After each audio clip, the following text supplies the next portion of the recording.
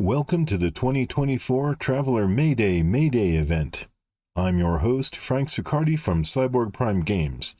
I have with me today my friend, Craig Glesner from Thornwood-Daarnulud. Hello, Craig. How are you? Kind of in a weird way, like, wow, dude, my parents are dead, and they always wanted me to be all corporate and everything, and here I go. Like, congratulations, I'm a real grown-up. I got a severance package.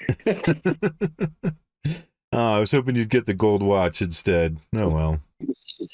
So, honestly, no, they hooked me up for pretty decently. All things considered, I got a month or two of rent paid, so I'm just like, all right. Well, you'll bounce back. So, Craig, tell us who are you and what do you do? Well, now I just do Traveller. I pretty much used to be a dispatcher up until like the 15th, and then I still do the Traveller thing. In fact, actually, people just bought some character sheets and copies of the Herald. Oh, fantastic. I know, and before Mayday even. And so it's not even like they bought it because of your interviewers or anything. They just apparently were like, that's cool, I want one. Yeah, no, it's a great book. We would like to see more like it. Yes, I know, but I cannot lie, dude. Health has been whipping my ass, and frankly, the muses have deserted me for the fact of I'm just being sick. Really ill. Yeah, I hope you recover quickly, but you've been sticking in there for the past few years. This is the 6th year you've been. Haven't you been with us for this? Actually, it might be 7th. Actually, well, it can't be the 7th because this is the 6th. Okay, so yeah, then yeah. Unless you started a year before us and didn't tell me. Or your time traveling. Man. Yeah. Mm-hmm. It's a mofo. I'm coming back from the future to tell you I'm here for the 7th. Wait, what? Yeah. Prepped up case. So Craig, you are the creator of the Herald Class Yacht. Expeditionary yachts. Yes, very good, sir. It has long legs, unlike that Vanderbilt and its puny jump too. Well, I wanted to tell us a little bit about that. Well, actually, let's backtrack. We don't have to rehash how you got into gaming and all that stuff, but if you want to briefly give the condensed history of how you got to where you are now, as far as from your little journey from first learning about gaming to becoming a creator. No. Weirdly enough, the Psycho bin. When I was a kid, they slapped me in child adolescent treatment center over in county, and one of the kids there had D&D, and it was like, hey, you want to try this cool game I got? And I'm like, yeah, sure. I mean, what else am I doing? And yeah, I played a thief, fell for a greed trap. Well, actually, a random roll. Got my first behind the screens look at the game, and then not much for that. And then I got out of high school and started hanging out at UWM Union in Milwaukee. And there were a bunch of people up there who were totally gamers. And it was like, oh my God, this is the boss. So a friend of mine, Zed, the dice thrower, Ed Schoenfeld, ran a Traveller campaign where I got to play Octavian in space. Not that I knew what the fuck that was at the point. Because, I'm 18. I know jack all about nothing. Even though I technically took Latin, you'd think I would have caught it, but that was more about the language and less about the history. Mm-hmm. So, and so you were hooked. Yeah. And I was going to do a comic book for a while, and then I was like, oh, let me start this game to game out the history and what would happen and blah, blah. And the comic book fell by the wayside because I realized I'm just not that great a comic book artist. And then next thing I know, I'm up on Cody because I saw something about Traveller 5 on the internet. And it was some real early documents. For the audience who doesn't know, what's Cody? Oh, Citizens the Imperium website. Mm-hmm. So COTI Cody. Mm-hmm. Mm-hmm. where Right, they go made on. me a moderator, those rat bastards. Oh my God, dude. No, seriously. Everybody, one of the things I hate about Cody is everybody's always like, the mods are just mean. It's like, dude, the mods have long and involved conversations about whether or not we should slap the crap out of you, or if you're just being a knucklehead and we should go down there and be like, yo, stop being a knucklehead, please. It seems Right? pretty mild there. Well, I don't know if you get a lot of trolls or whatever, but it seems pretty mild. we try to police it. The biggest thing I know that I mean, honestly, I have to get back there because I haven't been back in ages. But I should, because I did enjoy my time there, and it probably helped get me back more travelers. But yeah, so I found early Traveller 5 documents, and those led me off into Cody, and from there I got into T5 beta, and I was like, let me in. And Don was like, but I don't see your name on the list for buying the CD. And I'm like, wait, there's a CD? Put my name on the list and I'll buy it as soon as I get money. And bless his heart, he took me at my word, let me into the beta, and I did get my CD as soon as I got my paycheck, in fact. And then I ended up in helping develop Traveller 5. Awesome. Mostly ships and characters, mostly. I've never been one for the combat aspect.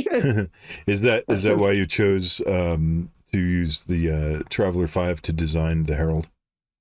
Oh, I have an entire system. I have an entire sector of worlds and polities and interstellar states that I developed for just playing with T5. I mean, I was like, how can I know what it really does unless I actually do it every... Excuse me.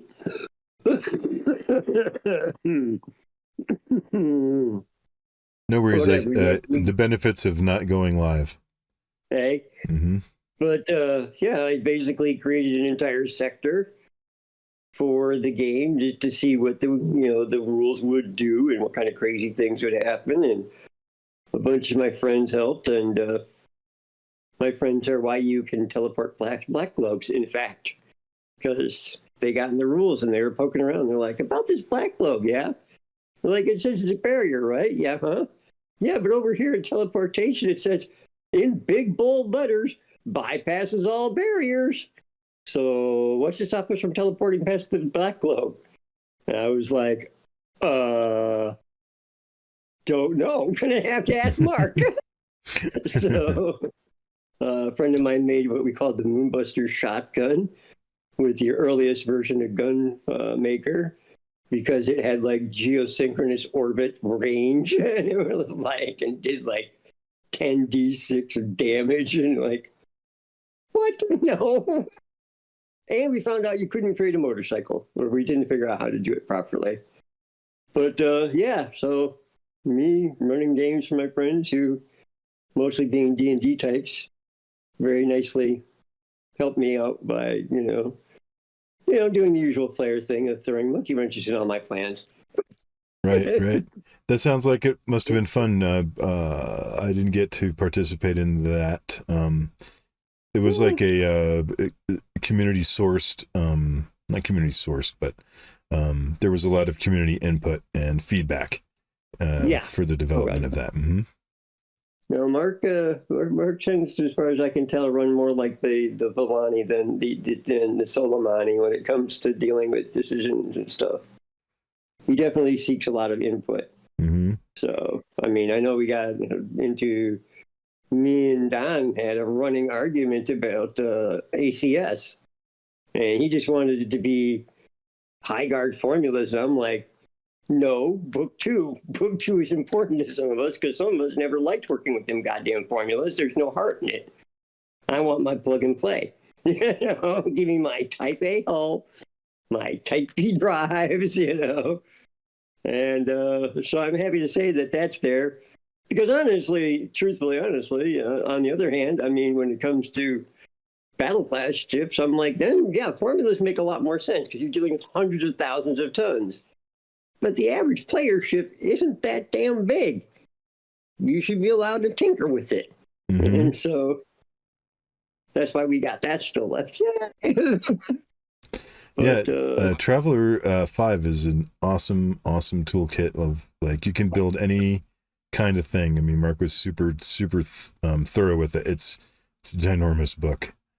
it's a ginormous book because basically everybody keeps forgetting it's 45 years worth of rules in 3 books in one place finally. You know, most of the rules that are in Traveller 5 aren't actually technically new. You know, a lot of things like extensions, that was in Pocket Empires in T4, which when I found them was just like, oh my God, shades of T4. I can do all sorts of crazy shit with this. But, so, I mean, you know, the various, you know, alien races things, you know, a lot of the weaponry, robots and all that, and the psionics. I mean, honestly, it's just a different mechanical system for task resolution, but on the whole, it's still Traveller. You know, it's just all one chunk. Yeah, right. All unified into one complete book. Yeah, as opposed to needing like, well, I don't have that particular episode or that particular issue of Challenger, so I don't know the special rule about this or that or the other thing. Right. I mean, I know when they came to Iris, what was it, the Imperial Regency Intelligence Service or some shit? That was made up during the Rebellion era. And I'm still not sure of its canonicity per se, but you know, that was a thing I found when I was digging, you know, around through Cody, and it was just like, wait, what? I mean, yeah, there's a whole lot of stuff. I mean, I thought I knew Traveller until I got on Cody and started talking to people who were way more together on Hans. Man, I miss Hans. He was awesome. He knew so much more. Between Hans and Don McKinney, they pretty much had the timeline covered. Actually, it's kind of funny because I was on Facebook and somebody on one of the Traveller groups was like, how does Mark keep it straight? And I'm like, oh yeah, that's easy. That's Don McKinney's Traveller timeline, kids. That's how we all keep it straight. Don had, dude, it is like a several 100-page document that just literally he went through everything and like, this is the canon. Like, you know, this is every published episode of things that happened in the chronology of the charted space as we know it. And yeah, I mean, I'm not gonna lie, I looked up a couple things in there like, hey, what was going on in this year and what was happening on that year. In fact, actually going back to the Herald, I had to look up if there was anything happening in 1100 that would be, you know, contradict my saying that it was an ambassadorial exchange that it was being used for. So thanks, Don, again. I miss Don. He was really, oh, yeah, that man was an amazing asset. Did you, so what gave you the idea to create the Herald? Yeah, again, my game for one of my games for the beta. I was running an online on Cody, and while we were getting characters, I suddenly had like a whole slew of them, and I was like, well, I'm going to send them on this big old yacht and make them escort the ambassador. And while they never got out of Imperial space, I did actually end up with a pretty decent ship out of it. But it was literally just to be able to design to hold like 12 characters, player characters. And, you know, some of them not untitled. If I remember correctly, was the Force Commander a Baron? We had like a couple of Barons with us and stuff. Obviously, you know, they're going to be going along with the Count because, like, you know, you send somebody high level to do all the important talking. And, you know, player characters to get into trouble. So that's the plan, but then I got sidetracked by actually making the ship. When I got far into it, I'm like, damn, I wonder if we could turn this into a supplement. And I'm like, hey, Mark. And, yeah, he gave me a license, and I, like, got lucky because Mark Lucas was like, hey, you know, that's a pretty cool ship. Can I do the design? I'm learning, you know, do the plan. And I'm like, hell yeah. I mean, I'm not going to lie, kids. Everything I've done in Traveller lately has been because a lot of cool people were like, yeah, I would definitely want to be part of that. I mean, Stephanie looked at my first cover and was like, yeah, maybe could I make you a better one? I said smartly, yes. Uh-huh. And I mean, honestly, dude, I swear that cover sells the book sometimes. It is just one of the most awesome covers. Yeah, it's definitely a good cover. I know I'm biased, but I mean, I like the way she used the negative space up on the corner and stuff, and the little cutout on the back for the picture. It fits with the feel of the book. It was a nice, classy-looking cover to go with a classy-looking ship, I thought. What were some of the difficult hurdles that you experienced putting that product out? Same thing as always. Getting the numbers to work. I mean, I like to pretend that, you know, I don't make trade-offs, but I make all sorts of trade-offs. That never get shown, like, you know, shrinking things like computers and trying to figure out how to get people into spaces. And then they're sending it off to the printer and getting somebody, one of your friends, Rick Schlock, who did the original editing and layout, put it together for me. And then I had to go through, as usual, the incredible proof process. Oh, I hate proofing. Because, like, sometimes you just get books back that are like, why is the cover, like, 4 times bigger than normal, and I only got, like, this 1/4 of it up here in the picture? Oh, my God. Yeah, that was a hassle. But once we got everything, I mean, the good thing about it is drive-through RPGs, support for publishers or small little people like me, aces. I have never had a problem with them. They've always been spectacular about getting back to me and going, you know, here's what's what, you know, here's where you can find guides. This is, you know, we talked to the printers about it, and yeah, it was a problem on their end, so you're getting your book squared away. We'll send you out new copies, blah, blah. Yeah, you know, basic printer stuff mostly. Putting together the scratch to mail out the comp copies.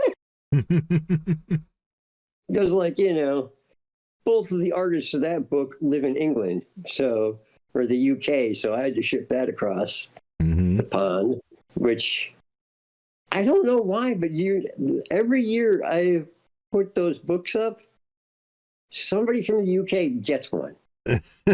Invariably. It's like I get one person from the States and one person from the UK. People like to get the physical books, but man, if you're a sponsor, I strongly suggest electronic copy. I'm going to look into that for this year. It's a lot easier to deliver, and you know, if folks are overseas, you don't have to pay gigantic shipping prices. I mean, I have friends, some of the crew are from Canada, and I was just sending them some swag, and it was expensive. The shipping was more expensive than the swag. Yep. Yeah.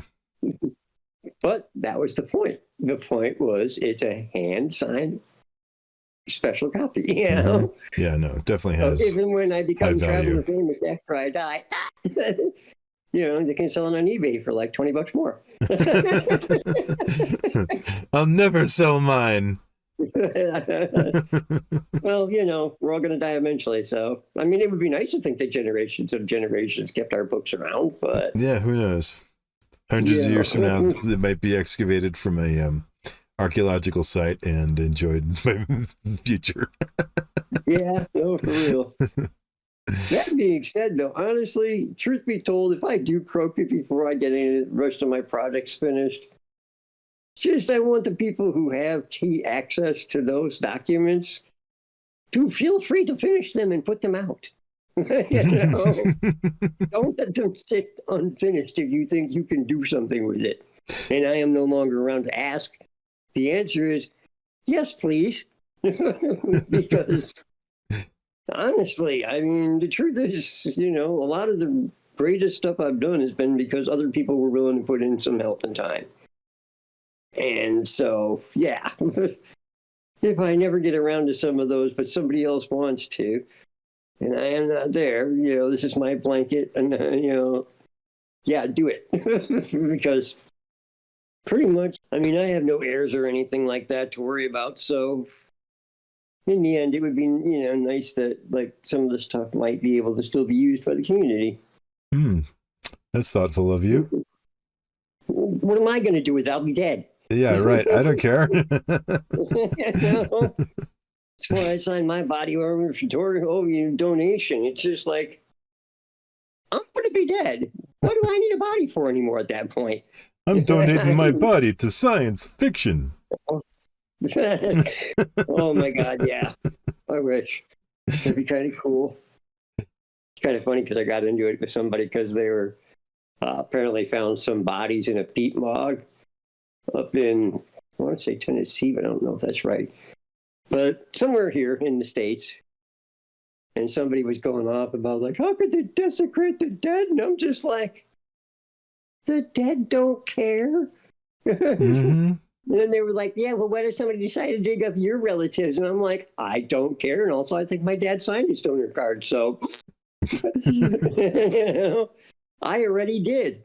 The answer is, I literally don't care. If it benefits science and we learn shit from it, my body, after I am dead and gone, I'm done with it. It's small thing in the Yeah, in the peat bog. No, you can dig it out and then put it on display if you want, but or just move it to another place, or disintegrate it, whatever. I'm pretty. I mean, I think cemeteries are a giant waste of space, frankly.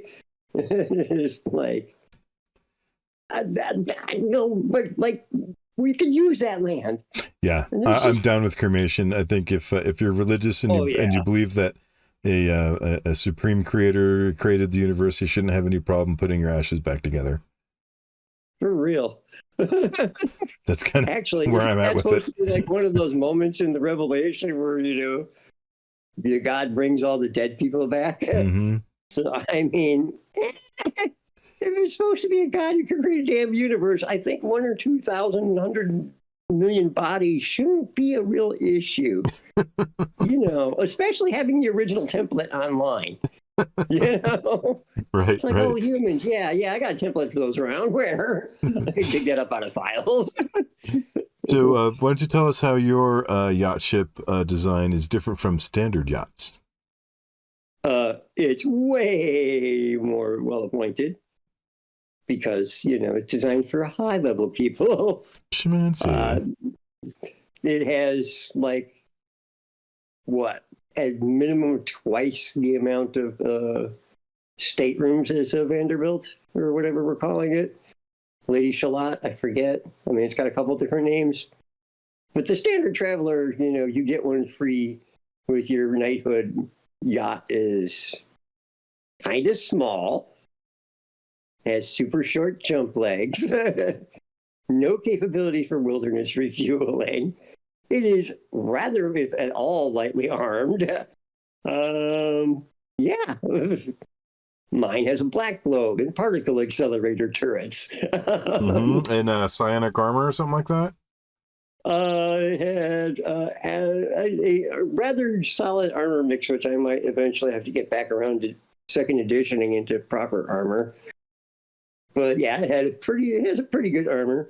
No, I thought when I was reading through the specs that there was a variation that has a psionic blocker. Oh, no. Yes, it has both psionic shields and psionic switches. It's designed to be used as an ambassadorial craft between the Imperium and the Jodani. So, since I know something about the Jodani, I mean, I'm not Jeff or anything, who has just been amazing in that area. But I do remember in the early Alien module that said Jodani ships have everything's pretty much psionically active, so that the indentants and attendants and the nobles can go through and just psionically flip switches. So I decided that would probably be a good thing, but also because they're going into Jodani space, it has psionic shields because Imperials are paranoid. Right. And Jodanis are snoopy. Well, They're yeah, that's nosy. what everybody says. Not really, but honestly, in some ways, they have a better society, and maybe not so much. But yeah, so no, it has it has that. It has a galley, an actual galley for cooking. It has conference rooms, a conference room. It has a lounge. Mm-hmm. Like an observation deck. Yeah, like a full-on observation deck, which is what those big back windows are for. Mm-hmm. How are you doing? Want to get an interview? Comes with a diplomatic limousine that's armed and armored. Um, let's see. That's, I think, the only small craft it actually does have. But it's aerodynamic, and it's only 800 tons, so it's actually designed to, land on a world. Excuse me. Excuse me. Which, again, I don't think the actual standard yacht that you're given is actually designed to be landed on a world. I've never seen anybody do a picture of the basic Type Y on the deck on a world, like, ever. Yeah, they're always in I can't space. think of anything myself. It seems like they're always in space, like observing a planet or like in orbit around a beautiful scenic view vista planet. I think it might have not a cutter, but a launch, maybe, and an air raft or an ATV. It might have a cutter, actually.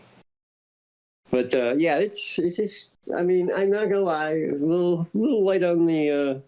Oh wait, no, what am I talking about? It also has a fast boat for a ship's boat. I'm sorry. Right. I'm totally dumb. I forgot about that big old sporting ship's boat on the second deck. What kind of adventures did you envision taking place on board the ship? Well, honestly, once you're higher level characters than the average traveler adventure seems to posit, which is always seems to be like, if you got somebody with 3 terms in a career, that was kind of a really impressive character for the group.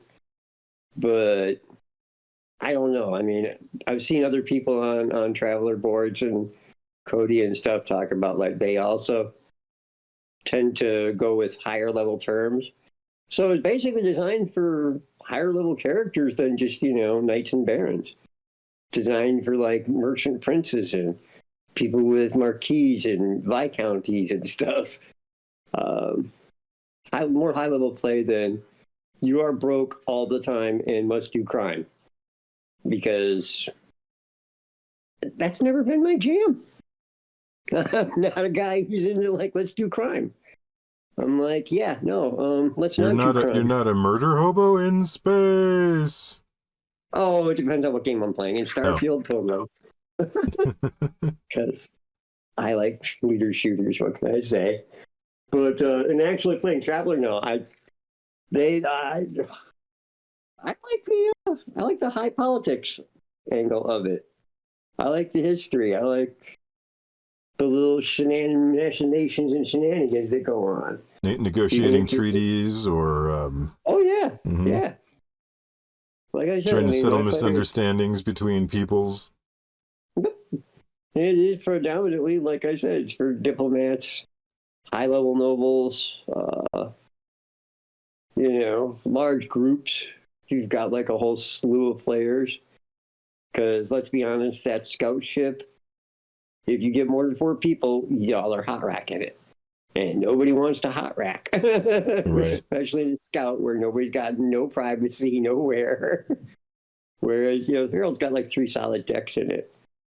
And, I mean, admittedly, one of those decks is operations, so probably not going to be a place most passengers go. But there's still stuff to do there, too.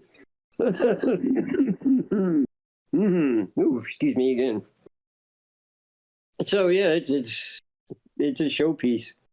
It's designed for characters who don't want to be, like, scruffy free traders. Which, I don't blame them. Have you considered creating any additional Traveller 5 licensed products? I am, oh my God. Yeah, the biggest thing right now is I'm kind of torn with my last one because I do have one that's mostly done.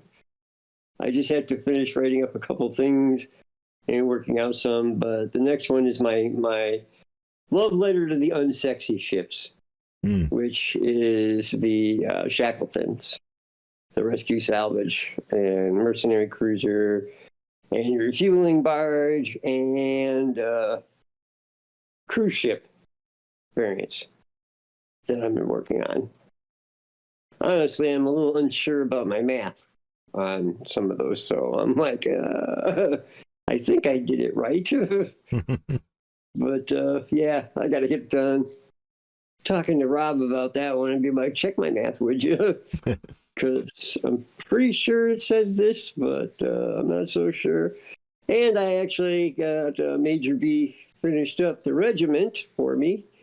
So I have to go back and figure out deck space for like 900 people. So that's going to be fun. But I actually do have one or two things floating around. I have a 600-ton Screaming Penny subsidized merchant that I really like that I have sitting. I should probably get working on as well. And my own personal take on the Type S 100-ton scout ship because, yeah, the triangle is cool and all, but I wanted something different. Mine has gull wings. I can't help it, man. I love the Corsair, okay? The F4U Corsair was a beautiful, beautiful plane. Also, monstrously huge. Oh my God. Thanks to my friend Chad, I got to stand next to one. And oh my God, they're gigantic.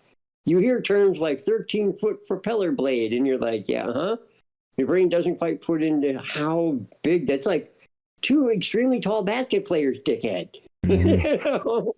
And then you're standing next to it, and it's like, holy cow, the nose stands like 25 feet in the air practically. It's humongous. Huge airplane compared to what I thought. Because, you know, I watched Black Sheep when I was a kid. You know, and so I kind of thought of them as being a much smaller airplane. Because, you know, as a kid, you don't quite put together that the planes that you're seeing on the TV screen and the ones you actually see in the actual pictures are not the same size at all. Right. Well, plus when you see an airplane in the sky, you don't really have a size reference, right? You're not seeing it compared to something. Well, no, it wasn't that. It's the fact that the ones that they use in the TV show were like a quarter smaller or something than that. They weren't actually full size. They were replica Corsairs. So they weren't actually the full size, as I gather, which, you know, makes a certain amount of sense. I mean, they're not exactly like real common these days. I think there's like maybe 4 left in the world that are still flying. So, yeah. And I got lucky enough to stand by one. And yeah, they're ginormous airplane, which is funny because, I mean, one of the great moments that was when we walked around the corner into the jet areas, and he had never seen an F-16 in the flesh before, or an F-4 Phantom. And they had both of them one next to the other. And we walked around the corner, and homeboy was like, oh my God, those things are huge. Oh my God, that thing is tiny. And it's like, yeah, dude, modern jet fighters are itty bitty compared to things like the F-4 Phantom, which was like, you know, the size of a goddamn bus. And then some. I mean, it's literally as long as like a semi-trailer and tractor. Easy. Just a huge airplane. So, yeah, I mean, I wanted something different. And so in the end, I'm like, well, I really like gull wings. So could you put gull wings on it? And Ian was like, yeah, I could do that. And he did. So, yeah, so I got like 3 ships that really just have been started off and on and off and on and off and on. And I don't know. Do you have like a big spreadsheet that you use to calculate the stuff, or how do you do it? I have no idea how to use Excel. I hate you Excel people. You make me mad. What? Because you're always like, oh, I got an Excel sheet for that. I'm like, I have to do it on a calculator with a pad of paper, you creep. You better figure it out. You're late to the game, bro. That's the reason I wanted plug and play. Because I can still do that. That's how I created my very first Traveller ships. Breaking out a pen and paper and calculator and doing some math. The calculator? No, just kidding. Yeah, that's the thing we used to have before there were phones that could do it. Yeah, it took me a long time to get used to looking at my phone for the clock. It's a phone, not a clock. It's a phone, not a camera. It took me a long time. Look how small they've gotten since we were like young. Mm-hmm. I mean, we went from literally the phone was the thing that hung on the wall, and right, to cell phones or pagers. Not even cell phones. Right, pagers. Mm-hmm. The only 3 people in the world carried them. Well, 4 judges, drug dealers, doctors, and lawyers. And then they upscaled to that car phone. Remember that? Oh yeah. Mm-hmm. Yeah, car phones. Super dated.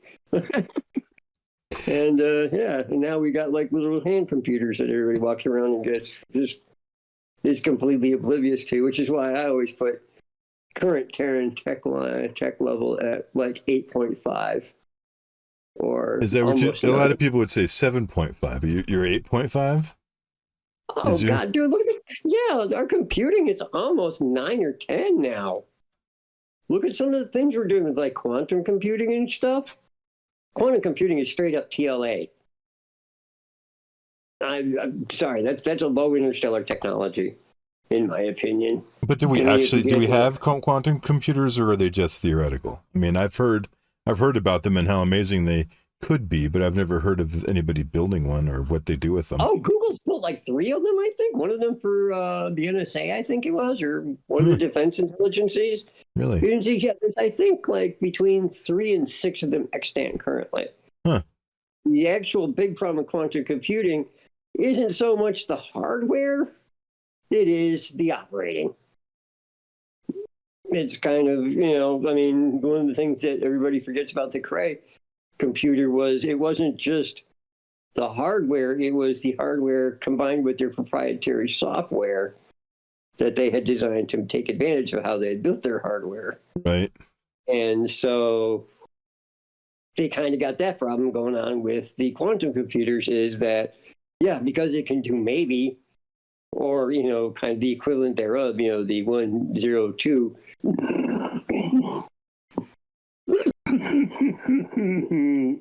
Excuse me. Or however they do it. Basically, they can't use standard binary programming languages, obviously. I mean, that's defeats the whole advantage of using quantum computing in the first place. Right. So, from what I gather, it's not so much the hardware, although that is ridiculously expensive and difficult to, build. It's, the hardware is the easy part. The interesting part's the programming it to take advantage of its actual quantum capabilities. And they're also incredibly stupid simple right now. I mean, we're talking like 16K kind of equivalents. It's not like they're building quantum supercomputers or anything yet. Right. Right now, it's like a machine with like a qubit or 3. So, I mean, technically, we're in the prototype stage, according to G5. So, I mean, we haven't even gotten to early exactly. We're still building variants of it, like, the tokamak reactor and stuff. Right. So, I mean... does the Traveller, do you know if Traveller 5, like, tech levels are in line with the... It seems like the tech levels are pretty much in line with each other version to version. Mostly, yeah. Mm-hmm. I think the original Traveller had gravity control at 8. as I recall, it's 9 in T5, which makes more sense to me also. Anyway, which is why I say more like 8.5 or something. Because I mean, we are doing some crazy cool things with superconducting and such right now, right? But we haven't actually developed any sort of, anti-gravity or counter-gravity technologies yet. Right. To qualify. Right. So high 8s, basically, and in computing, pretty close to getting, creeping up on 10. I mean, we're literally at the point where, they're constantly talking about silicon has hit its limit. We're getting to the point where, like, we can't make the channels any smaller. The electrons will just leap across into the other lane. Oops. So, stay in your lane, electron. Yeah. Which to me is just like, wow, like Moore's Law. You read it when you're young and back in the day, and it was like, yeah, whatever. And now we're living to the point where, like, yeah, it turns out there might be a plateau in Moore's Law, but only because of the physical problems with the chips themselves being just too damn small. They'll figure out a way. They'll just add more layers, or something. Or actually, I think that is what they're doing too. Yeah, they'll find a way around it. Yeah, I mean, just the idea though that we're creating circuits so small that they have to be careful not to let them get too close to each other because the electrons will jump ship. It's just like, dude, that was science fiction when I was a kid, y'all. I mean, so much stuff. I mean, it is, God, I got to feel, my parents' generation must felt really weird right now. What's left of them, because I mean, they went from, we hadn't gone to the moon. Right, we hadn't developed barely developed the transistor radio. Yeah. To, like, you can carry a phone, computer, calculator, camera, all up in your pocket. Like, people don't have telephones in their houses because they carry them in their pockets. My sister sent me this great picture of my niece looking at a payphone. She's 10 years old, as she saw a payphone for the first time. Oh, wow. And she's like, what in the heck? How do you use that? And I was like, I will pay anything to, like, watch a video of her trying to call me. Oh my God. You want to know something funny? I saw something online where his parents had given their kid, like, I think it was just a touch tone phone, and they're like, okay, I'll give you $5 if you can call my cell phone with that, and they just couldn't figure it out. No, it was a circular dial. Oh, dial. Mm-hmm. And it was a circular, and I got to you got to give those kids credit. They almost figured it out. They were starting to figure some of it out. Like, okay, obviously this spins around. I mean, yeah, if you'd explained it to them, they would have been able to, they'd be speed dialing like we did as kids too. Yeah, they were doing it the way they were trying to do it the way phones are today, where you dial it and then do send. Yeah. So they were doing the dial and then picking up the handset. No, I mean, they weren't entirely wrong. No, they were just doing things out of order because they didn't know any better. But it was funny. It reminded me of the apes at the beginning of, or the proto-humans at the beginning of 2001, like hitting the obelisk with a rock or a stick or whatever, Yeah, I mean, the other thing, though, too, is it really does kind of prove how when we're gaming in Traveller, we are so kind to our players. Because those kids point out, that's a tech level, maybe. Okay, yeah, it's definitely a tech level between the kids and the parents. And let's be honest, those kids did have a problem going down to that tech. Yep. And I think that's a thing that really, as adventurers, maybe we should, as referees, we should think more about. Yeah, because, like, have you ever seen, like, one of those, like an Apple Core or like, these weird machines, like hand crank machines from the early 20th century or late, 19th century, and they're like, things to wring out your laundry, or a thing that peels an apple, or a thing that today we use it at like way more efficient tool, and you wouldn't recognize what they used to use, Oh God, yeah, the ancient washing machine. Yeah, what is it? It looks kind of like a printing press, actually. Yeah, right. Yeah, it's got the mangler. The roller's called the mangler. The roller. Yep, Yeah. yeah, because if you get caught in those gears, you're mangling something. Oh, God, yeah. I mean, that's the crazy part. You look back at, technology our grandparents were using compared to what we use now, and it's just like, Like no, man. the ice box was literally an ice box, a box with ice in it. Yeah, Right. no kidding. They used to confuse me as a kid, too, because I was just like, what? I know, because like Then you'd it's see them laying on the down. Honeymooners, right? They were in shows like that. They still had ice boxes. You put a cube of ice Yep, in the top, and then the coldness would yep, go down through some spirally tubes into the refrigerator or yep. something. You know, it's like, how in the As I world? recall, Milwaukee actually did a pretty decent business during the winter shipping ice off of Lake Michigan. Yep. Yeah, and it 'Cause, wasn't until they figured out how to make use compressors and refrigerant, you know, before they. which is a much older idea. That air conditioning goes back way longer, I think, than we realize. Yeah, like the late 1800s, I think it was 1870s or something, 1890s, that somebody was already putting together the basics of an air conditioner using, the gas tubes and stuff. Interesting.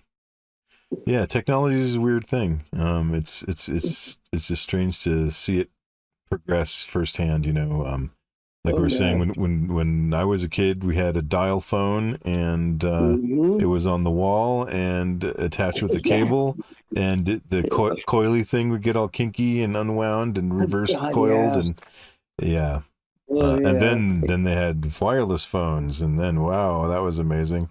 Basically like a walkie-talkie phone base, you know, but that eventually led to like 99 numbers. Yeah, right. Yeah, they still sell them too. I have a landline for my business still, but oh shit! Wow. Yeah. No, we used the landline back when I was dispatching. We had like actually two of them, and we have accelerated our technology in so many different ways. Which, oh my God, dude! I'm sorry. I just got to. Since we're talking about technology, what the hell is going on with SpaceX and NASA? Like, how do they still have a job? They have literally blown up 3 rockets. Those were successes. None of this shit has worked. And this goof is off testing things like his Pez dispenser. Excuse you, dude. That's not part of the mission. Like, why am I, as a taxpayer, paying for you to test things that have zero relevance to the job that you were hired to do? You just don't have the vision, Craig. You gotta realize that there's a market turning spaceships into confetti. It's genius. Why is it taking 20 launches to? It's like, guys, we used one damn rocket. One.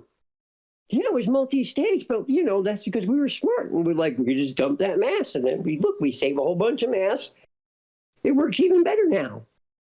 Why is there a go up, fuel up a big gas tank over 20 launches to do some crazy transfer thing? Like, the multi-stage rockets are perfectly understood and acceptable technology, guys. I mean, yeah, it's cool. Oh, look, we landed it for Dragon. Well, yeah, I guess they want to have the reusable thing and as something that replaces the shuttle, but I don't know, man. They can't even get it to not crash. I mean, people are like, it's not rocket science, and it is. Exactly, it is rocket science, but rocket science was settled in the early 20th century. 50s? Yeah, the early 20th century. I mean, I'm kind of happy that they're getting the technology squared away, but the more I look at it, the more I'm like, so wait a minute, you didn't have enough gas in either rocket to land them this time, and it was empty. I mean, hugely empty. We saw the pictures. It was empty in there. There weren't none in there. Yeah. But some gas. And you still couldn't bring it down. Yeah, and I do like this idea that they called it success. It's like, dude, if you are filling out a mishap report, your flight was not a success. Yeah, if your spaceship turns into metal confetti, I don't call that a success. Yeah, but what was I going to say? I lost my train of thought.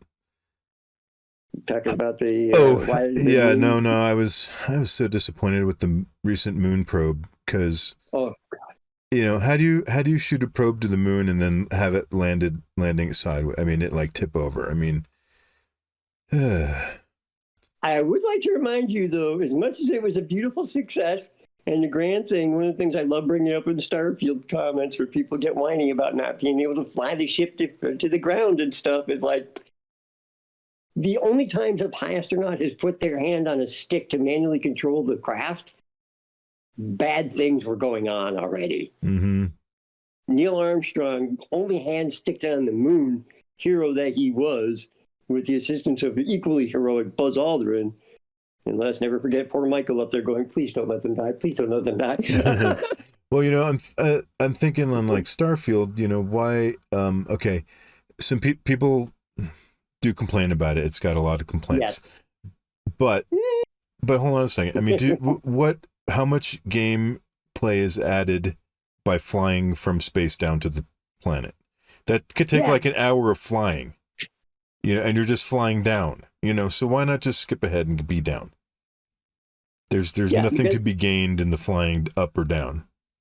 Yeah, the truth is, in real life, kids, astronauts never fly the spaceship unless bad things are going on. They're not like steering it. Yeah, it's actually a roll program. Mm-hmm. Think about that. That's not, hey, pilot, roll the airplane, roll the spaceship. That's a, hey, make sure this light turned on. Mm-hmm. If it didn't, press this button. Right.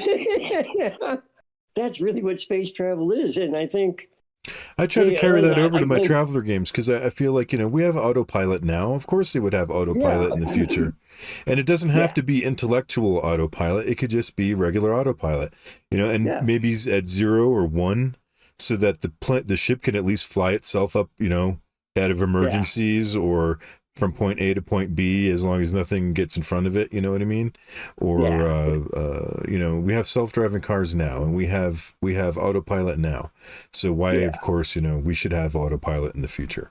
And you could do basic things, tell the ship to go someplace and park or come and get you or whatever.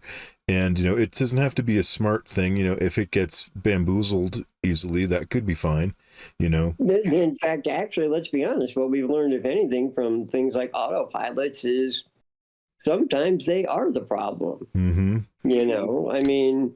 Though that could be like part of the adventure, you're under fire, you call the ship and it's coming down, but something got in the way and it had to like go around and took the wrong route and now it's 15 minutes late and you're still waiting for it and like people are dying. It's like it's on its way, but it's taking its time getting here, Yeah.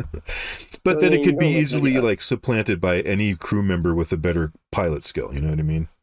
Yeah. Honestly, I mean, it's like astrogation though too. There's another one where we act like the astrogator.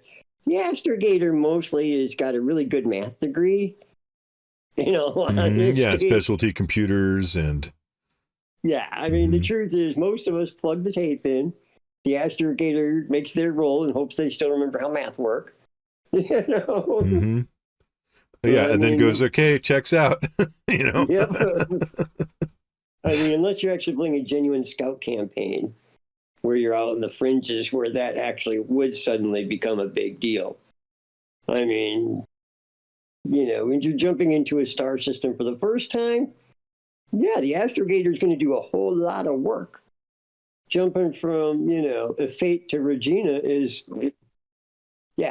make sure nothing's out of whack, check my tables to make sure everything is moving in the right speed, nothing in the bulletin saying, watch out for this crash for our kids or anything. Okay, we're good to go. Mm-hmm. It's like, that's the problem. Weird way. I think that's really, honestly, game mechanics wise, why everybody's farting around in those low level TLA to C level ships is because hypothetically, humans possibly might be able to do some stuff on those. But I mean, honestly, I figure most space travel, for the most part, they're there in case something does go horribly wrong. That's your job, pilot. Mm-hmm. When everything goes, And all the red lights are blinking, and the computer's like, I can't control it.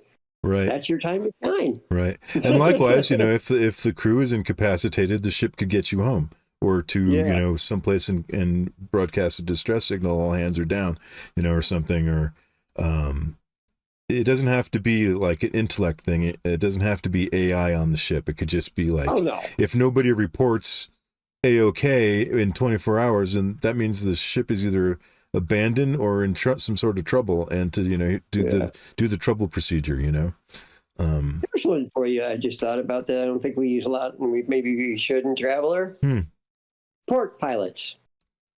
Port pilots, like someone to take you in the steer you in the rest of the way. That could be cool. Like if the base is in the middle of a asteroid field or something, maybe you park outside and then they send a tug or something to pull. Yeah. I mean, think about it. People think, I mean, one of the things that people I don't think realize about, you know, like things like United States aircraft carriers and such is, when they go into some ports, they have a harbor pilot come out, and, you know, that mofo stands on the bridge and tells them what to do. You know, I did not know that. Like, I thought they were just guided by tugs or something. But you're saying someone actually they're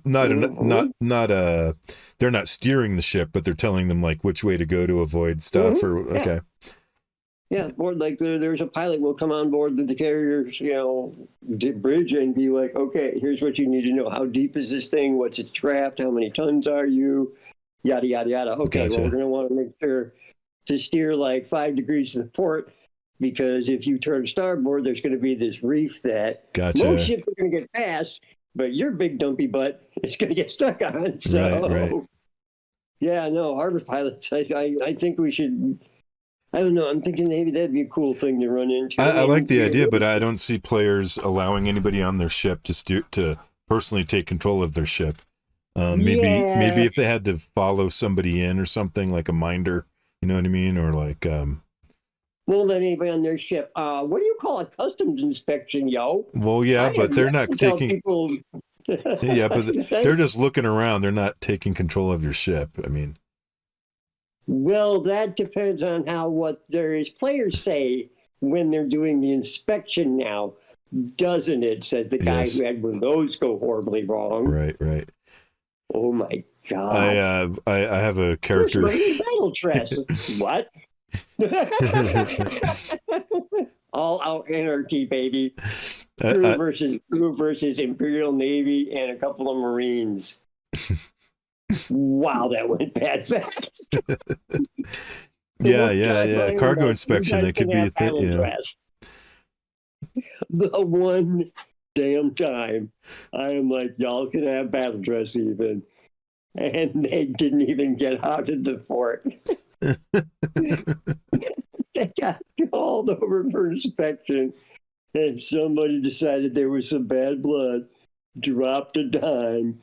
And next thing I know, we've got a gunfight between the crew and the Navy and their Marine escort. Oh my God, that went so bad, so fast. I, of course, the referee had no idea that was coming. And I'm like, well, shit, there's 2 Marines, maybe in battle dress. That's the thing, though, because, you know, like if someone's going to if they're going to come inspect your, okay, number one, if you carry passengers, someone's going to have a problem. They're going to a passenger's going to do something crazy.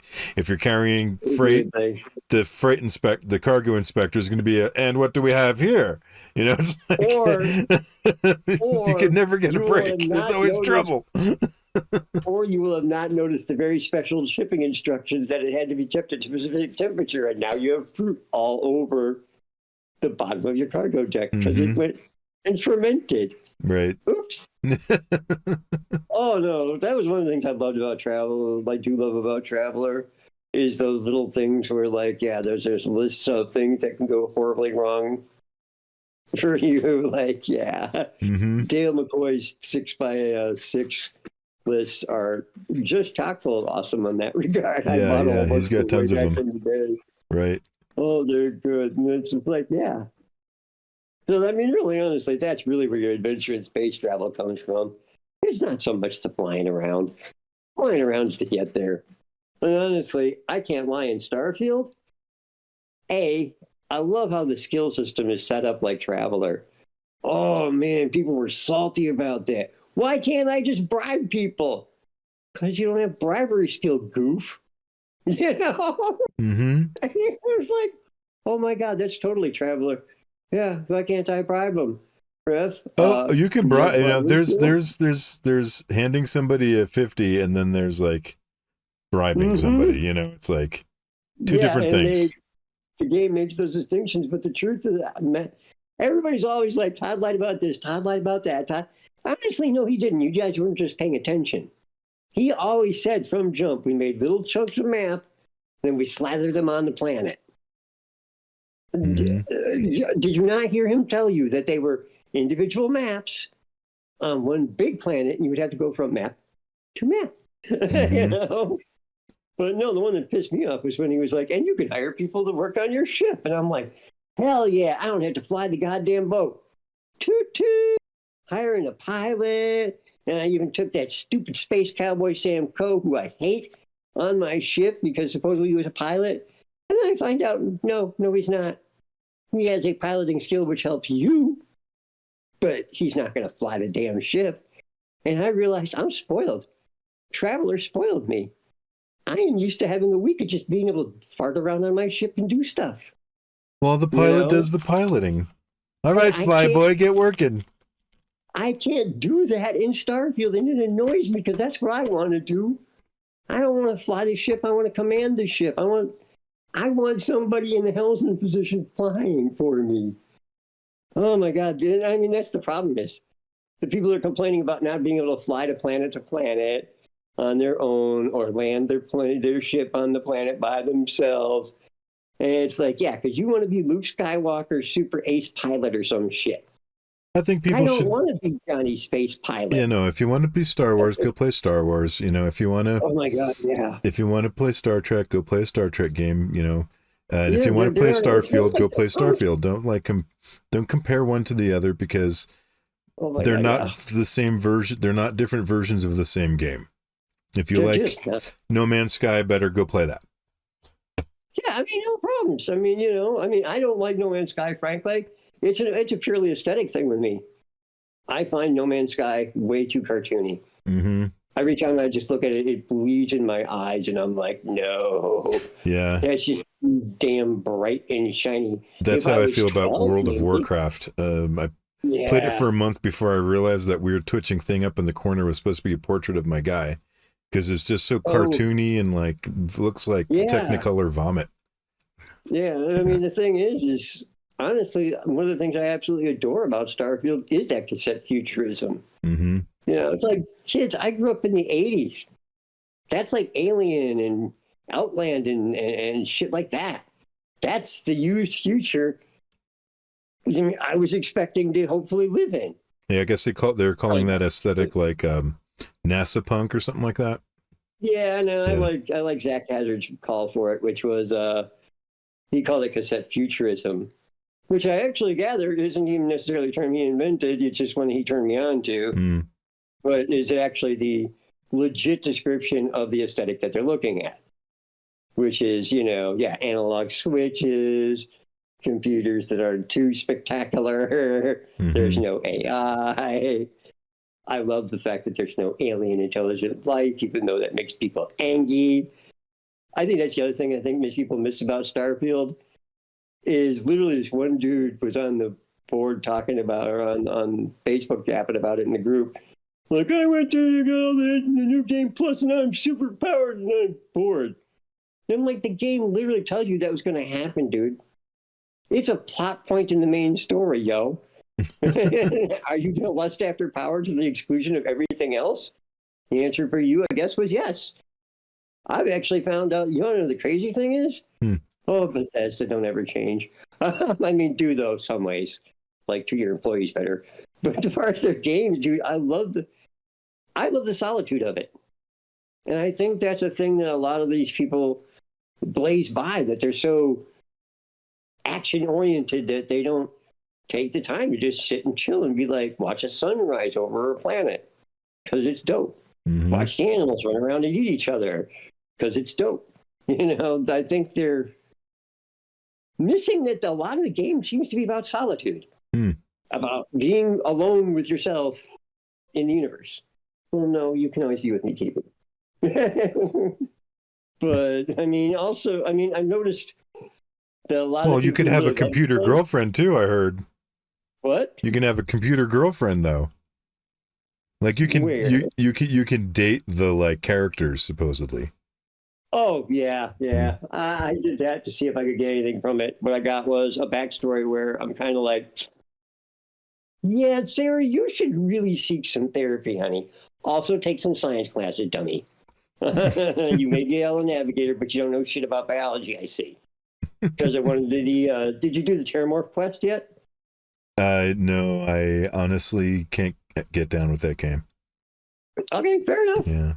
But yeah, you do this quest where I the choice tried. you I gave it a chance, but it turns out it's just I think it's just Bethesda games. I can't think of a one that I like to play. I wanted to. fair enough. I have Fallout. I've got a couple of different editions of Fallout. I've got Skyrim. I've got Yeah, if you're gonna play Starfield. Fallout, It's just honestly, go back and play the first two. yeah, They really, oh my god, I have they're dope. I have an aversion to single player games, I guess. I like Alright. I would like all of those games if they were multiplayer. Oh, Hmm. then maybe you should try Fallout 76. No joke. Maybe. I know it. I know No, people actually, no, because I've already spent like $700 on Bethesda stuff. I'm not willing Well, to no, spend because what I another was going dime. to say is the one thing that everybody never received. The thing that got me into 76, believe it or not, is the one thing that it's super got. It's got all the usual fun, Bethesda build stuff and things like that. But honestly, the community in 76 is supremely welcoming. Hmm. Oh my god, dude, it is probably the best online community I've run into. People just run up to noobs and give them stuff. It's gotten so prevalent. The last time I was on, they now have a box outside the Vault 76 where you as a player can come dump stuff for noobs to pick up. Oh, that's cool. Because we constantly were giving stuff to them. I mean, that's how I got like a huge chunk of my early start was some dude, Fridge, I think it was, who was like 200 or something, and found me and my friends hanging out and was like, oh, y'all just got on. Do you got these? No. Do you got any legendaries? No. Would you like some? Yeah.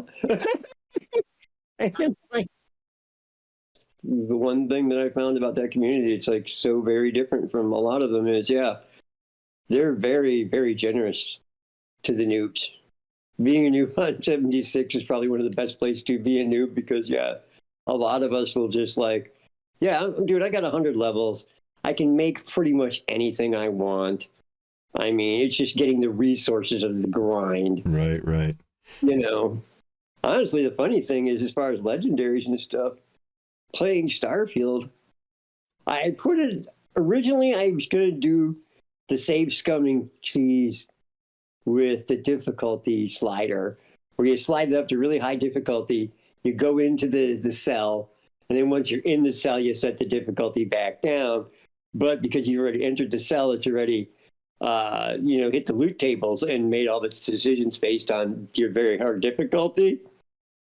Except I kept forgetting to turn it off until I realized I'm playing just fine on very hard difficulty, which surprised the shit out of me, actually. Huh.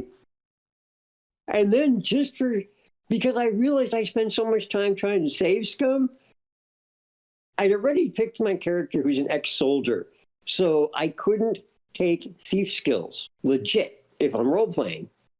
The best I can get is a level of sneak because he's a soldier. He has a certain amount of idea of sneaking to avoid enemy contact. Mm-hmm.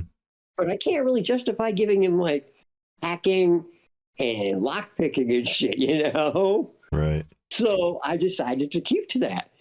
And it is weird playing a game where, especially in Bethesda games where everybody breaks every lock, takes every goddamn thing we can get our hands on, etc. And it's actually kind of helping me train out of my loot obsession. Because now I'll walk by and I'll look at a lock and I'll be like, advanced, never mind. And weirdly enough, it took a load off. Because now it's just like, I don't even have to worry about picking that lock. It's way too good for me. Bye.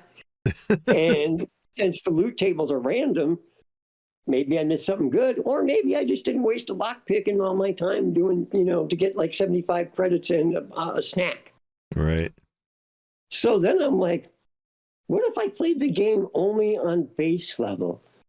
By base level, I mean, what if I didn't take anything but common-ass gear? No rares, no epics, no legendaries, just shit you can buy in a store. And that's made my game more relaxed, too. Because I'm not thinking about, like, but it doesn't have the things I want. Now I'm just like, oh, it's gold. Cool, I'm selling that. Mm-hmm.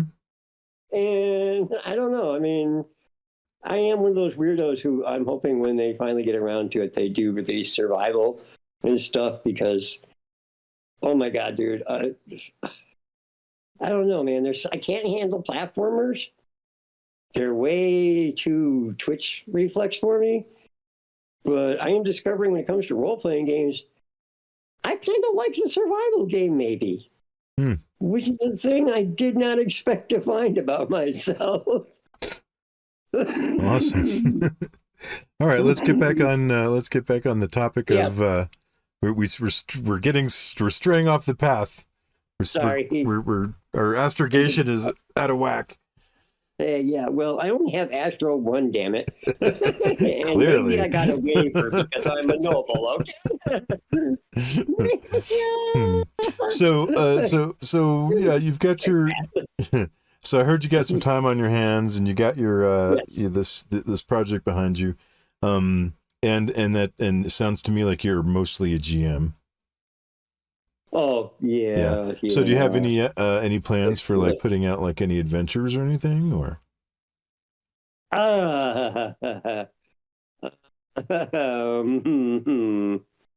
Sort of. I have a rumor table. I have a genuine. I don't know. I mean, I'm a sandbox builder more than anything. Okay. I guess that's probably why I love Bethesda games, is because I love me a good sandbox and I love building a sandbox. Mm-hmm. It's why I kind of got into the ship designs and system design, star systems and stuff. Mm-hmm. Is I like making things. I'm not always necessarily the best with stories. I mean, I don't know. That's not entirely true. It's just been too long. And why not put out like a subsector or something? I mean, you don't have to necessarily do stories. I'm just planning on on projects to give you. I see that. Thank you. I have actually thought about it. I've also, one of the other things I've been thinking about doing, honestly, legit, is I have like a couple of alien playable character races for this setting that I've been thinking about spiffing up and throwing into a little cheap-ass booklet. It's just that I think you did a good job on the Herald, and I'd like to see you put out more stuff. Yeah, Rob said something like that too. And I cannot lie. I'm amazed at some of the beautiful, beautiful things people have said about it. I mean, one dude was just like, I was expecting, a basic yacht. He's like, this thing's a floating palace, man. Mm-hmm. Oh. So, yeah, honestly, it's been my health. My health has been kicking my butt, and that's really why I've been looking at the disability thing, because, like, if it comes down to that, at least it's settled then, and I know what's going on with my life, and I can just kind of actually sit down and, dedicate some time to being creative again. Once I can get everything settled with my health. Right. And maybe the job thing, if I have to. I am, honestly, at this point, good on time. What I'm really waiting for is the weather to crack. You think a dude born in the Northlands would be able to handle winter, but no, I cannot. I hate winter. I hate it with a passion. I do not like snow. I have stopped liking snow since I was a child and had to start shoveling that crap. Everybody's like, I hope it snows for Christmas. I hope it doesn't. I love snow. It was snowing sideways yesterday outside my window. Oh, it snowed the other this weekend, but fortunately, I chose this place because they handle that. They handle the snow and they handle landscaping, and I'm just like, good, because there was no way in hell I can do that anymore. So, yeah, I'm like, nah. But fortunately, because of the collapse of the climate, Wisconsin has had beautiful weather mostly this winter. You having an early spring over there? Not yet. It's getting there. It's actually like 10 degrees Celsius out there right now. So, not great, but not freezing. We're still having snow up here. I think, the ski basin was open for a long time, and looks like they might be able to open again. I mean, they've been getting some snow, a lot of snow. But really? Yeah, but then down in Albuquerque, which is like 1,000 feet lower, it's also like 10 degrees warmer down there. So they're having buds in all the trees, and the bulbs are coming up, and meanwhile it's like the frozen tundras up here, and we're alpine. We're 7,000 feet. Yeah. Holy camoles, dude! I don't know if I could breathe up there anymore. Yeah, a lot of people can't. We're 7,000 feet, and the ski basin is at 10, I think. Really? Wow. Well, maybe you got that cool Andes Nepalese thing in your blood that, or in your DNA that gives you the better oxygen. Honestly, God, though, for as wrecked as my lungs are, they are still doing pretty good at the basic chemistry of oxygen exchange. Oh, good. Like, my blood saturation, oxygen saturation level is still in the 90s, which is kind of astounding considering A, I smoke, and B, I only have like maybe 40% of my lungs left. Yeesh. Yeah. Cigarettes, man, they're a hell of a thing. Yeah, that's what killed my dad. No, because my doctor told me I was going to be dead by 45 at the outside. Probably more like 40 considering the damage to my system. So the fact that I am staring 60 in the eye in 2 years. Go, Craig. Yeah. I am seriously happy to be alive still. Awesome. I am way past my expiration date. I know, man. We're all turning into geezers. I'll be 56. I'm 55 now, but I'll be 56 in August. Oh, yeah. No, 58 this April. Mid. Oh, my God, yeah. Get off my lawn! Oh, for real, though. And I'm going to practice yelling at clouds later. Oh, man, yell at the cloud. You know it. God, though, the funny thing is, the older I get, the way more liberal I get. I mean, I'm not going to lie, dude. Oh, man, dude. When they said they were changing Namor for the MCU, I was like, what? You can't. And then I started seeing clips of him. And oh my God, they got his little stupid footy wings, right? And I'm like, yeah, I guess I was wrong. I'll shut the fuck up. It wasn't bad. No, on the one hand, I like to be a purist of the comic, but on the other hand, modernizing it or changing it up or whatever, that's okay too. No, honestly, I think they did a really beautiful job. Yeah, I don't get my feelings hurt by that. When he's floating down onto that throne with all that headdress shit on and stuff, it's like, and then they showed him flying with his little footy wings flapping. I'm like, okay, I mean, they got that. That was the thing I was wondering if they would actually put in there because it's just kind of silly, right? Like, are they going to put his little ankle wings in? I mean, for real? Well, and then that's how he flies. Yeah, I know, but the fact that they actually took it seriously and they made it look good. Yeah, no, they did. They did a good job. Like, the way he darts around is just like, yeah, and that's why he can beat up the Fantastic Four kids. Right. Yeah. Don't forget, he did that. Right. Oh, hey, yeah. So Craig, where's a good place to reach you? Like, do you have a social media thing or? Yes, we do have a company Facebook, and once in a great blue moon, I actually remember to post there. I should probably do that more now that I'm. That's under Thornwood-Daarnulud on Facebook or what? We got that. I got the Drive-Through RPG. I got the Discord channel, which I'm probably more active on than anything because even if I'm playing Starfield or something else or something, I'm usually that gets booted up. So if anybody stops by there and pings me, I'm more than likely to respond to that more than anything. Man, I love Discord. Facebook page, I might respond. I love the Discord. I like to hang out on my server while I'm developing, and I play music with my little. I got a jukebox bot, and then other creators come in and hang out with me, and we have like a little dev like powwow, and we talk and bounce ideas off each other, and everybody throws music, a song they like on the jukebox, and we shuffle it up and just hang out. It's super cool. I don't really have any contact with like local creators, so yeah, it's nice to kind of have camaraderie with other creative folks. Other creatives, yeah. Yeah, even if we're not working on the same project. Honestly, there is one thing I did want to do on my Discord, which I've put some thought into, which was gaming out one of my historical wars in my setting. But as a multi-tier event on like a time turn system, so that like you have the strategic level and a tactical level, where the players can both do strategic general need and admiral stuffs, do basic strategic level planning and logistics.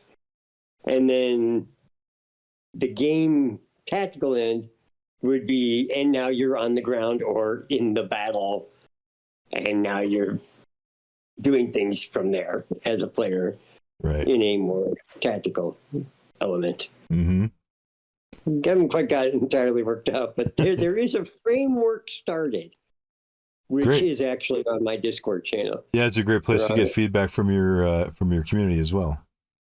Oh yes, I'm very much. So you don't have a website per se, but you do sell your products through Drive-Thru RPG. Oh yeah, Drive-Thru RPG has been just phenomenal for me.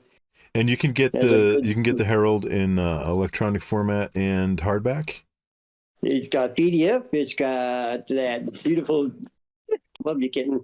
It's got that beautiful BTT that you put together for it. Oh yeah, there's that too. Yeah, there's the bundle, so you can get the PDF and a virtual tabletop version of the Herald to play with, so you can use it on your Roll20 or stuff. Yes, and also, awesome. Of course, generic, not fillable, but we used to fill them in with pens in the old days, kids. But we do. I do also have the Traveller 5 character sheet, which is formatted by the great Bill Barbary for the ability. It contains, like on the sheet, you can use any playable character species, because we have the proper T5 look notations of characteristic versus strength, because everybody has strength apparently. I think it's strength and intelligence is the one that everybody gets, but like dex and endurance can change, as can charisma, or I'm sorry, social standing, because it's charisma for Barbard. Yeah, but so I mean, yeah, it's got a little place for languages and everything, and of course a spot to draw your character, because it's not a character sheet without a character portrait area. That's right. We used to, for our top secret characters, we'd go to the JCPenney's catalog and we'd cut out people who were modeling trench coats, because they always had sunglasses and trench coats. Yeah, and they look like spies. yeah, you can say that. Oh my God, dated, sir. Oh, Sears in my house, though. Sears Roebuck. Yeah, we used to have a Sears. The company that used to be able to ship you a house. Wow. That one killed me. Yeah, no, for real. I saw the Sears and Roebuck like heroin kit. That was like from back in the day. Yeah. It had a syringe and all the fancy stuff, and a like for your heroin needs in a little silver case. Yep. Oh my gosh. Because it was legal back in the day. Yep. But honestly, for a Traveller player, old Sears Roebuck catalog is great, because if the old ones were literally designed so somebody on the edges of civilization could get whatever they needed. And that is a great idea for characters, for free traders especially, doing runs out to the little crap hole, TL6 or TL4 worlds. Get yourselves a Sears Roebuck catalog. Tell your referee you're going to grab this, and this. And it's a legit historical source, and they can't even act like that stuff doesn't exist. I'm hauling 10,000 tons of pantyhose. Oh, yeah, in the right places, you'll make quite a money for that, too. But you take the pantyhose to the high-tech worlds with high law levels. Because you know how those people get about, bodies and stuff. More authoritarian, the less pleasure. Therefore, the more things you can get away with bringing in. Hey, look, I've talk a lot. Yeah, that's funny. That reminds me of. You ever played Morrow Project? Oh my God, hell yeah. Yeah, so like they had this like trade kit that had like whiskey and chocolate and like tobacco or something in it. And I was like, Yeah, you know why? Because that's actually what goes in like real U.S. military survival escape evasion kits. I was you could trade the stuff, they don't know what the situation is going to be when you get defrozen. So here's like some things that you could trade, maybe gold coins, maybe, some stuff, but yeah, coffee and chocolate was the things that stood out to me. Did you get a Mars One, or were you stuck with one of those Cadillac gauges? I know we had a Mars One. Oh man, you lucky bastards! I had to deal with a Cadillac Gauge 180, I think it was. So I mean, we had an armored car. That Mars One, though. Yeah. Damnation Alley, baby. Yeah. When you see those things in real life, and you go, "Hey, it's real." Yeah, kind of. Actually, though, I mean, the Morrow Project survival or trade case is basically the kind of shit we would give U-2 pilots. Like gold bars. Yeah. Like legit. Like we gave U.S. pilots, like, here you go, Major. Try to bring these back. But it also would include crazy things like pantyhose, because also is, if I remember correctly, one of the other uses to pantyhose is not only as a trade item, but, they're kind of a makeshift sieve if you need one. Oh yeah, and I heard you can use them as like a fan belt. Like if you have a broken fan belt in your Jeep or a belt on your helicopter, you I can believe that. Basically, they're made from silk normally, and that's super strong. Oh yeah. Well, back in the day, they were made out of silk. Yeah, probably they were nylons, I guess. Yeah. So maybe not so much today. Right. Now that probably melted, but yeah, no, they used to give them crazy things. They got whiskey, tobacco products, gold, like chocolate, high-end, basically the kind of things that travelers want to carry anyway, low mass, high value. Right. All right, man. Looks like we're coming up on the end of our little interview here. So I wanted to thank you. I want to thank you so much. No, thank you. You're my guest, so I'm super happy to have you join me, and thank you so much for your support over the years, and I wish you all the best. Thank you. I'm super happy to have done it. It is my honor and pride to be a sponsor, and yeah, once I figure out how comps work, or for Herald, for drive-through. Oh yeah, you just issue a coupon. I'll show you. I'll help you. All right, because I mean, I might actually offer more than 2 this year then. All right. Well, we'll see what we get. I'll send out a solicitation. The electronic version is, frankly, I'm not having to ship it. That's way cheaper for me also. Yeah, it's a lot easier for the sponsors. It's a much bigger budget that I can throw, a bundle together. So, right. I mean, yeah. Right. Well, cool. All right, man. Well, thank you for joining us. And I've been sitting here with my friend, Craig Glesner of Thornwood-Daarnulud LLC. He's the creator of the Herald Class Yacht. And if you would like to check that out, it's available on Drive-Thru RPG in both hardback, digital, and VTT format. So go grab yourself one of those. Craig, thank you so much for joining me. No problem. Well, again, my pleasure. Thank you for having me. And thank you, dear listeners. Until next time, happy traveling. Don't fly solo through the galaxy. Click like to join our alliance. Subscribe for your crew pass, and enable notifications to never miss an encounter. This journey is fueled by my patrons. Thank you, patrons. Feel the thrill of discovery. Become a patron and join the adventure.